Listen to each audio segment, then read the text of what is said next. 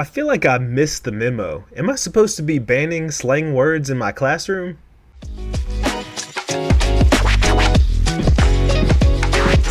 I was scrolling through Facebook today when I came across a photo that I remember having seen in an article I read last week. And I said, well, let me look that article back up. And the article I'm referring to is from yourtango.com. The title reads, Student shares a photo of all the slang words their teacher has banned from the classroom. Slang is a part of our culture, in and out of the classroom. And this is by Mary Faith Martinez from September 23rd, 2024. Here is the picture that I saw on Facebook. And as you can see, this is a teacher's whiteboard. And this photo was taken by a student in the classroom. So the teacher has nothing to do with this photo getting out onto the internets. But again, September 17th, 2024, you can see banned words, and here are some of them I'll read to you. Diddy party, skibbity toilet, mewing, Ohio, brain rot, Riz, got, alpha, sigma, omega, beta, Diddy. All these words are banned in this teacher's classroom. I mean, just looking at that, that seems like a lot of words. That's my initial impression.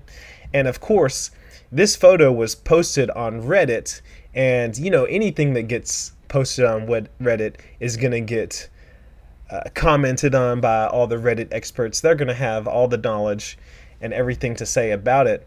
And one of the commenters said, millennial teacher here, they said. I only ban curse words for obvious reasons. However, I use many, not all, of those words in my own speech at school to make the students cringe because nothing makes kids like stuff less than adults doing it. So there is this article. And again, I'm like, this seems like a lot of words, and I am confused as to how I enforce this sort of thing in my classroom, which I'm going to talk about here in a second.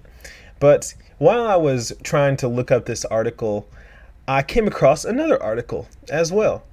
And this one is on MSN.com, posted by Pop Crush, and it says, Florida teacher bans Gen Z slang from classroom. You can see this teacher in pink here.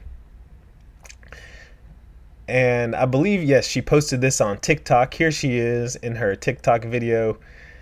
She is giving a speech to the class on the words that she is banning and their meaning and why they're banned. And here's some stuff that she says. It says, in the clip, Santalo specifically pointed out the term Pookie.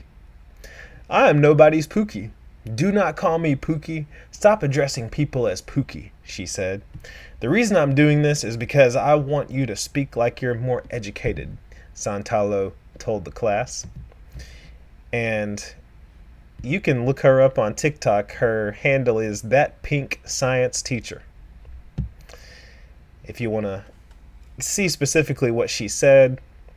But again, slang words being banned in the classroom and teachers making a big deal out of it. And I'm like, am I supposed to be banning these words? How do I handle these kinds of things? And what do other people have to say about this sort of thing? And that's why I'm making this video, because I am genuinely curious. What do you all think about these slang terms? Are you okay with your students using these words in the classroom? Do you ban these slang terms?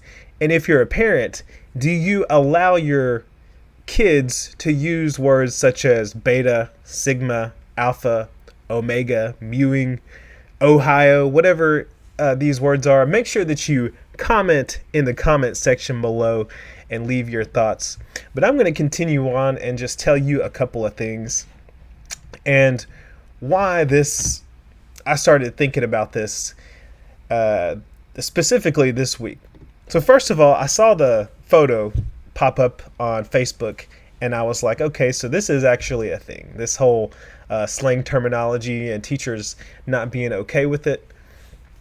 And this week in school, and actually last week as well, the word glazing came up in my classroom. And I heard students saying something about another student saying, well, she's glazing this person. And the student called me over and said, Mr. Harris, they're saying that I'm glazing this student. And I was like, what do you mean? And she was having difficulty explaining to me exactly what it means. So I looked it up on urbandictionary.com, and the definition was like sucking up to someone, trying to please someone or something like that. And I didn't think anything of it. I was just like, okay. I said, you know what?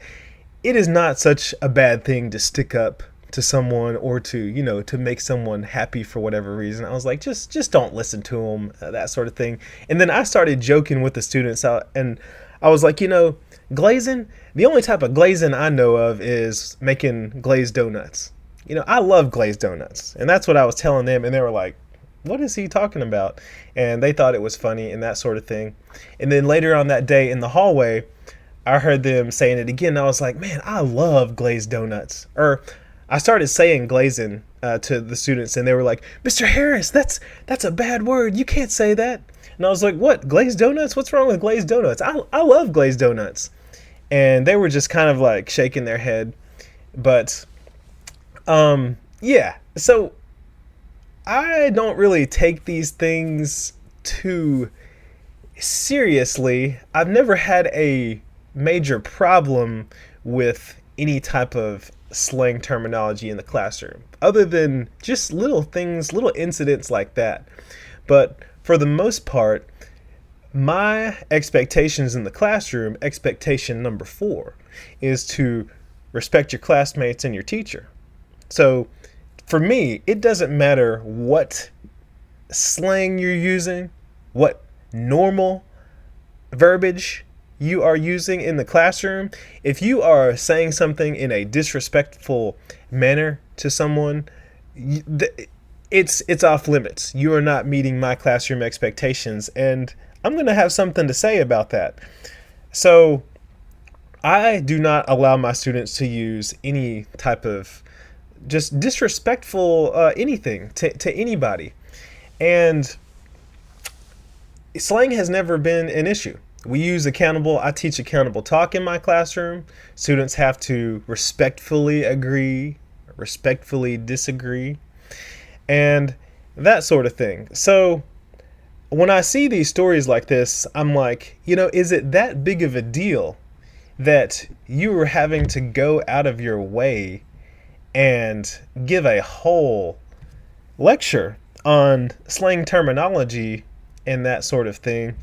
And this teacher here, if you go on to reading the article,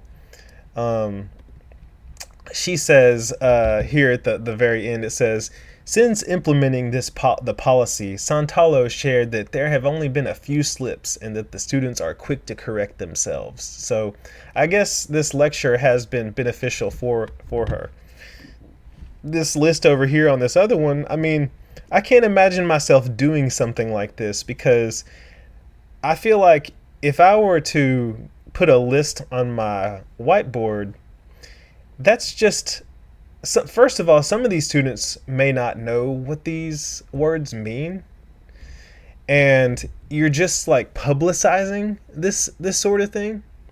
And then there are those students also that are going to try and test the waters. They're going to try and see what they can get away with. You have those students that do that. As a matter of fact, yesterday, and I don't normally do anything about students that use foul language. I teach 7th grade, and if a student says something and I'm within, ear distance and I hear that, I may tell them, hey, watch your language. This is your warning. So I'll give students a warning for something like that. The only time that I am in giving it like a major consequence is if a student is outright disrespectful and says something towards me. or says something to someone in the class with complete disregard, for the fact that I am there. I had a student that was walking up to me yesterday, and this student actually was having to sit in ISS or ISR, and he came to my classroom to ask what work he needed to complete. And as he was walking in, there were some other students that were asking him some questions. And as he was walking up to me, he was about like 2 or 3 feet away from me, looking at the students like, I don't effing know. And I said, hey, that unacceptable. And he was already in ISR, but I wrote a minor referral and I gave it to him. And I said, I need you to take that home and have this signed. And I put exactly on there what happened, because I don't allow students to get away with things like that. It's always very situational. But Slang, never had a problem with it. Never had an issue. And as long as students are respectful of each other in my class, I'm not making such a big deal out of it. But maybe I have gotten it wrong. Maybe I'm the minority, the one who has not taken this seriously enough. And that is what I'm asking you all. That is my question here in this. How serious does this slang need to be taken? I mean, are students using these words in your classroom? Ohio, Riz, Gyat, Diddy? I mean, is it getting out of hand to the point that you are having to specifically take time out of your day to address these things? And what do you do about it? I mean, because the other thing, and I forgot to mention this, is that I'm not even sure how I would enforce something like this. Like, I'm imagining trying to write a referral or put something in the system and putting one of these things like, well, I banned the use of Diddy in my classroom and students said Diddy. And I told them not to, but they continue to use Diddy. It's like, who is going to, I just can't admit, I can't, like, I'm trying to, like, think of the administration on our hallway being like, well, why are you doing that? Diddy? Like, really? Why are you, you can't just start banning all these words. I can't imagine that playing out, or students having parents coming up to the school and trying to say, well, what's the big deal? You said that my child can't say Diddy in the classroom? Like, this is ridiculous. It doesn't seem like it's worth the battle. And again, my question, what do you think about this? Would you ban slang in your classroom? Have you banned slang in your classroom? If so, has it worked? Or are you okay with slang being used? Anyways, let me know. Leave your comments down in the comment section below. Make sure that you like this video. If you like this type of content and you want to see more of it, subscribe to the channel so you can support the channel. And if you're new, hit that bell icon so that you never miss out on all the content I'll be putting out with Classroom Camp. Until next time.